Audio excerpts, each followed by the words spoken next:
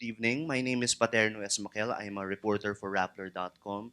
I cover the Catholic Church, and Rappler is here to moderate this forum in relation to the Philippine Studies launch today. We've heard four interesting presentations. We've had four interesting views of the Catholic Church, and now it's time to tie things together. It's interesting that this forum is happening 2 months before Pope Francis visits the Philippines. So, with the studies we read here in this journal and the presentations we heard, we'd like to ask, what kind of Catholic Church will Pope Francis see here in the Philippines? To help us answer this question, we have three panelists who have all studied and written about the Catholic faith. We have with us a missionary Benedictine sister who's the former president of St. Scholastica's College and a former chairperson of the Association of Major Religious Superiors of the Philippines. Sorry, sister. I just said I'm all former. Ah, akala ko bumalik si sister. Let's give a hand for Sister Mary John Mananzan. Ako ba una? Okay. I found all the four very, very interesting, no? I would just like to comment on two because that's where I have some kind of resonance. The first one, yung kay Father Mario, yung mga questions niya or the questioning that he poses for that what he calls imaginary something Catholic nation. Actually, I'm posing it in the personal. You know, before, when I was younger, I was so clear about my identity as a Catholic. The older I got, the more malabo it got. And there came a time when I'm so sure of my identity as a nun, but I was not very clear about my identity as a Catholic. And I don't know, even now, if I don't know about who says what is a Catholic? I mean, who has the right to do that? The hierarchy? Who? Because I was thinking, if I can think of some people in the hierarchy and they would analyze my belief system, what I really truly believed in, I don't know if they will consider me a Catholic. Really, truly, honestly. So that's why I'm very, sabi ko nga once, I am more at least being a nun than being a Catholic. Talaga, totoo. Kasi maybe, I mean, with regard to legal membership, I'm very clear because I got baptized in the Catholic Church. I'm even a nun. So yung mga ganon, okay, yun ang identity ko. But yung talagang, yung sasabihin mo, that is my identity as a Catholic, I'm not clear. If you are, congratulations. Because I'm not. Diba? So that's what first thing that I'd like. So yung mga pinopost na question ni Mario about our nation as a whole, I'm posing it to my person, as an individual. And I don't know how to resolve it. Actually, my unease about being a Catholic became less uneasy when Pope Francis came. I am now more proud to be a Catholic, actually. Before, parang nahihiya na ako eh.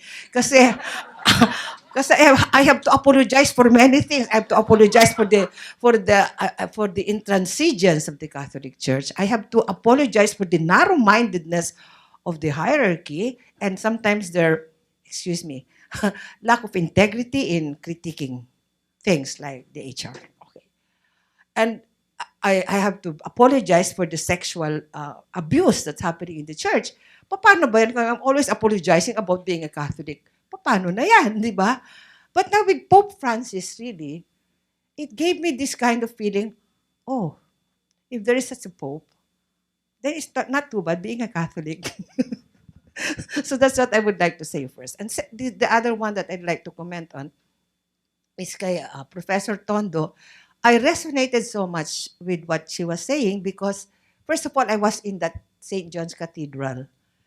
And my own personal experience there is I wanted to really listen to their gossip about their own lives. So I had to have myself manicured and pedicured because there you have the banqueta, di ba?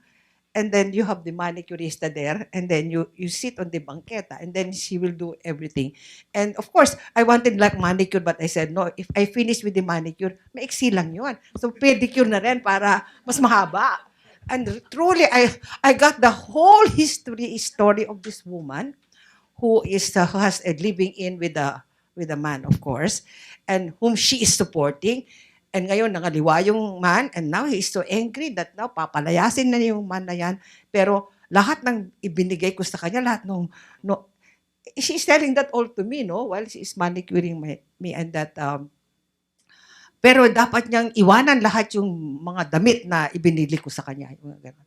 So I understand too yung the need for this space that you were saying. And again, I resonated with that because when I was in Spain, I put up such a space. I put up a migrant workers center in Spain, but it's called Tuluyan, hindi tahanan. But the church did have theirs, which is tahanan. And I really agree with you. That space is so important for our people, for our migrant workers who find themselves so alone and sometimes undergoing so much abuse, no? And another thing is, I would like also to say that our migrant workers are actually missionaries in reverse right now. And I remember one of the migrant workers who used to go to our tipanan told me, Sister, do you know? Na-convert ko na lahat yung pamilya ko. Nani siya, no? He was taking care of a little boy. How did she do that? Because she said, of course, I brought my anak. Ang tawag nila sa kanilang yaya, ang kanilang inaalagaan anak. I brought her to mass every day. Him pala. When he would come home, he would tell the parents, why you? You are not going to mass. So, parang napahiya the parents. So they started to go to mass with them. So now they're all going to mass with them. So he said, you see, sister, I'm a missionary. And I believe so. All the churches in the whole world are enlivened because of the Filipinos who are there. So I just wanted to say that because I resonated so much with, but my 5 minutes is up. Thank you very much, Sister Mary Jan. Joining us as well tonight is a social anthropologist who holds a doctorate in Philippine Studies. She's also the president of the Institute for Studies in Asian Church and Culture. A round of applause for Dr. Melba Magay.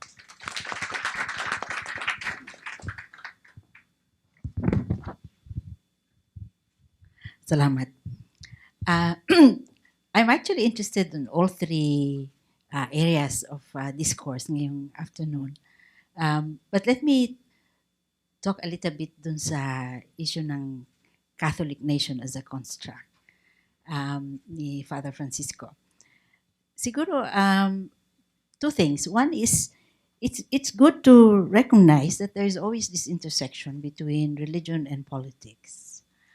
And walang namang tinatawag na spiritualized lang na religion. No? It's always in time and space and always expressed in institutions and structures. So, unavoidable yung social engagement.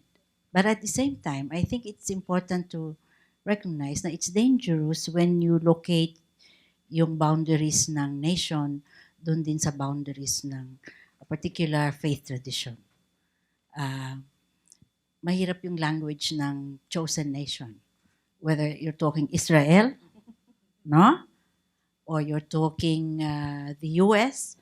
If you look at American literature, there's a whole stream of self-identification as the new Eden.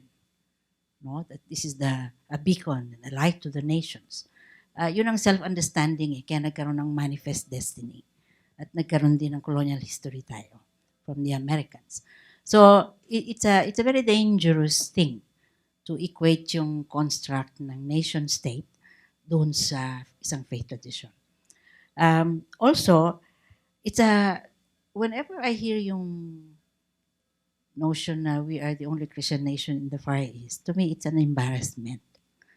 Kasi when you look at all the countries in Asia, yung mga Buddhist countries, for instance, have a higher level of ethical behavior publicly than the Philippines.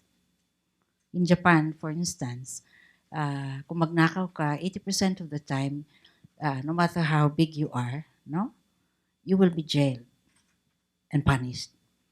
Sa Pilipinas, we still have to see that, no? Yung ganong ethics in public life. And also, it seems to me I was interested dun sa notion ng public religion. Kasi from where I come from, ang ano is political religion. Ang I'm not sure whether yung construct ng public religion is also something that can be contested. One of the things methodologically that I have, and I'm happy na si Julius has raised yung issue ng methodology, no, dun sa participant observation. That's of interest to me dahil ako ay anthropologist, no? Now, I think it's important not just to critique that, but also all the tools of analysis that we use. Halimbawa, yung mga secularization theory, modernization theory, itong mga spatial approaches. I am not saying that we should not borrow, no, conceptually from the West. I'm simply saying na siguro we need to think a little more carefully about yung ating indigenous frames. Kasi halimbawa yung mga distinctions between folk, Catholicism, popular religion as against formal religion, yung elite na tradition and all this. Sa totoo lang, sa akin mga artificial yun ng mga binary opposites eh. Kasi we are all inheritors of the Greek dualism eh. Talking in terms of dichotomies, in terms of mga opposites, yung mga ganyan. Whereas I think, thinking anthropologically now, we all work in certain domains. Yung tinatawag sa anthropology na informal domain, technical domain. And yung mga marginalized always operate within the informal domain. Whether you're a micro-entrepreneur, no? O ikaw ay flagellant, no? Folk Catholic, quote unquote. We because you're on the underside of history, yun ang language ng mga Latin Americans, because we're on the underside of history, yung ating mga appropriations of faith traditions, palaging tinitingnan simply as an informal, belonging to the informal domain. Palaging, so we call it popular, we call it non-elite, we call it pero I think it's important to realize na if we frame it within our own indigenous na traditions, no? These are actually legitimate historical appropriations. I remember my friend, si Dr. Jose de Mesa, he was saying to me, you know, Melba, when we're thinking culture change, we must realize that, for instance, in Israel, it took 1,000 years to move from polytheism to monotheism. And even then, not very successfully. Yeah? Samantalang tayo, we're thinking na, you know, in a few centuries, we should have turned our anitismo, no, into something that's more closer to the formal traditions, whether it's a teaching of the church or scripture or our texts. Sa tingin ko, siguro bigyan natin ng konting and frame it within our own understanding ng historical appropriations natin. Because yung merong reception history yan eh. And we need to look at this as a very long process of appropriation. No? And usually sa akin, ang tunay na religion of any people is always this interaction between its formal traditions and the popular appropriations. So, yun lang ang caution tungkol sa methodology. And siguro yung in relation naman dun sa social engagement. I'm actually rejoicing like Sister Mary Jan about the fact na we have a Pope, no? Na hindi Eurocentric ang pinanggagalingan. And because importante sa sociology yung location, no? And I think hindi naman aksidente na for the first time, we have a pope who is very deeply embedded din ano, sa social context ng Latin America. And that will always shape many things, no? That's out of the box in his practice, as well as yung kanilang theological understanding of what it means to be the, the religious leader, of Catholics. Siguro I will stop there. Thank you very much, Dr. Magay. Have with us a well-known columnist from the Philippine Daily Inquirer and a professor emeritus from the Department of Sociology at the University of the Philippines. Let's welcome Professor Randy David. Thank you. Thank you.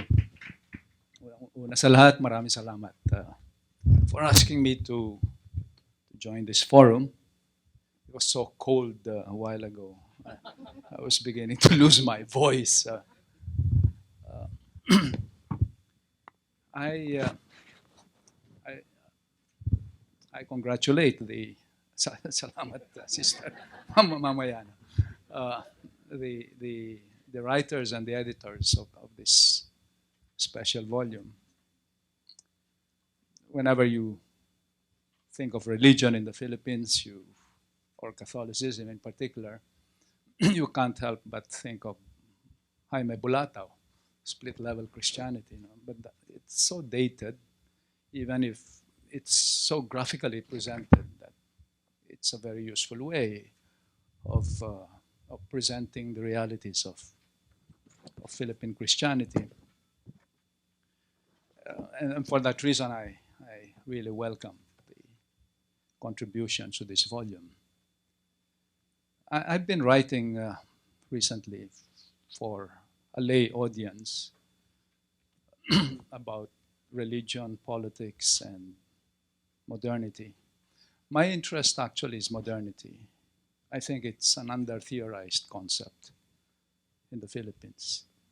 But reading the volume, I realized too that religion is under-theorized. None of the articles define religion. We take for granted what it is. But I suppose that what we call religion is not simply faith. That kind of faith has to be differentiated from a simple attitude of belief and faith. So what is it about religion that makes it recognizable as religion? Do we follow Durkheim's sacred and the profane distinction? Or Max Weber's idea of the ordinary and the extraordinary? Or do we follow Rudolf Otto's phenomenological take on the numinous? To me, there is a confusion. Some of the articles are very phenomenological. They're interested in religion, not as a social phenomenon, but rather as an experience, a personal experience. But how do you study a personal experience unless it is communicated? And there is no comfort in thinking of religion as something incommunicable, an experience that is incommunicable. Then what do you do with it? You can't study it. Whether as a theologian or a sociologist or as an anthropologist, I suppose that an experience has got to be communicated somehow for it to be open to study. So what do we study when we study religion? Before we can even study the intimate relationship between, let us say, religion and economic activity, or religion and politics. Let me share a definition that I use, but the way it's presented in all its awkwardness, conveys the whole idea of how difficult the enterprise of pinning down religion is. This comes from a German writer, Hartmann Tyrrell,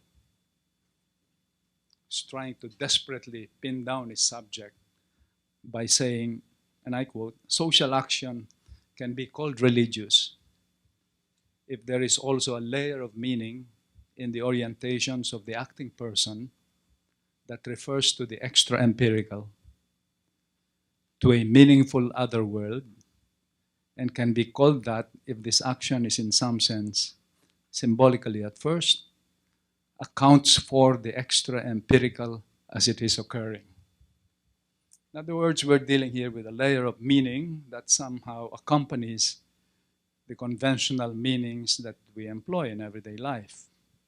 And that extra layer of meaning is always available, particularly when there are things that seem indeterminable in terms of their meanings. Death, for instance, sickness, an accident, and so on and so forth. In a sense, therefore, to me, the usefulness of religion as that extra layer of meaning is that it serves as a guarantee against the indeterminability, or a guarantee that ultimately all meaning is determinable, that things have meaning in the final analysis. Reflecting on that, I've been wondering what my religion is and what it consists of. Just like Mary John here, whether the kind of beliefs that I have can be called Catholic, or whether it matters at all. To me, it doesn't matter. I do not equate religion with rituals. Uh, or with sacraments, uh, but with my notion of religion is more of a kind of spiritual dimension that you call upon in order to make sense of certain things that ordinarily you cannot make sense of. And then you communicate that in a stable way. Only then can you say there is such a thing as religion. If this concept is very difficult to pin down, even more difficult to pin down is the whole notion of modernity.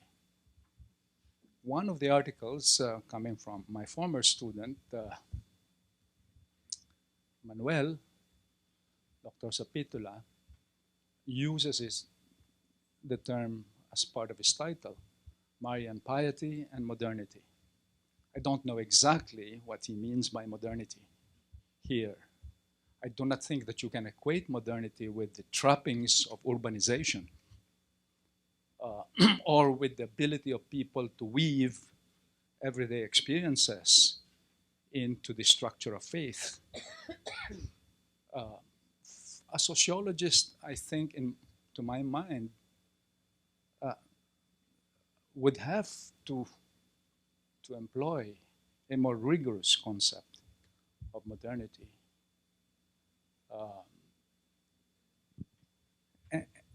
A bit different from the way, let us say, Pius X uses modernity.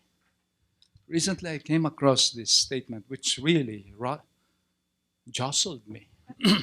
I saw it in Zenit, the Catholic, the Vatican. Yeah, but this is Zenit from November 14, 2014. They're quoting November 14, 2014. Francis is already the Pope here. No? But what in heaven's name are they doing quoting from Pius X? And this is what he says. Quote, to seek to reconcile the faith with the modern spirit leads much further than people think, not only to the weakening of the faith, but to its total loss. Now, can you see a more damning denunciation of modernity than this one? But apparently it has not lost its currency. There are still a number of people within the church, despite Francis, right under his nose, who use this notion of modernity. We have an institution that is so terrified of modernity. Benedict XVI, I think, spent a lot of time trying to clarify his notion of modernity. And I think he understood what modernity meant. Nevertheless, there were instances when he was equating modernity with moral relativism, which to me should not be the case. In any case, I would like to know how the authors use modernity. And I would like to suggest that a theory of modernity would help clarify many of the problems, conceptual problems that are embedded in most of the essays. I'll stop there and maybe look at each one of the articles if we have time. Thank you, Professor David.